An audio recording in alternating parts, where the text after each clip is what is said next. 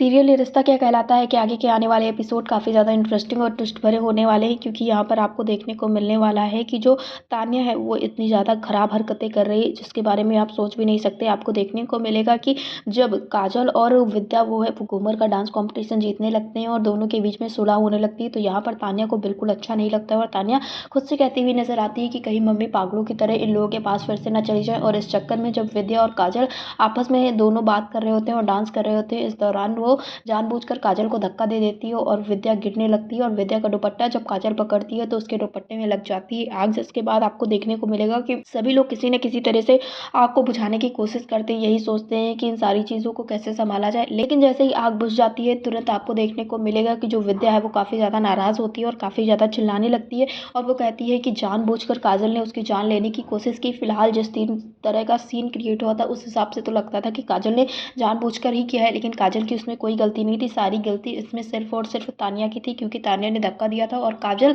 चाहती थी कि विद्या ना गिरे, इस वजह से उसने उसका दुपट्टा पकड़ा था। लेकिन वो इस बात से अनजान थी कि नीचे दिया रखा हुआ है और उससे उसके दुपट्टे में आग भी लग सकती है।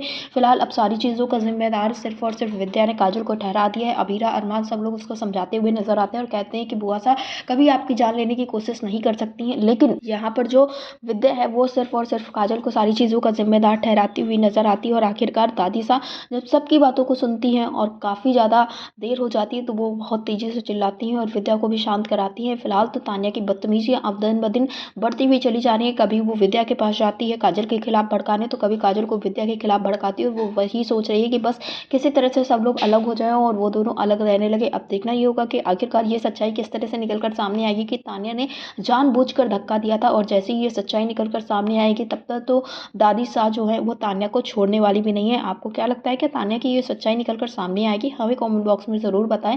और सीरियल ये रिश्ता क्या कहलाता है से जुड़े ऐसे ही लेटेस्ट अपडेट्स के लिए हमारे चैनल को सब्सक्राइब करें, वीडियो को लाइक करें और शेयर करें।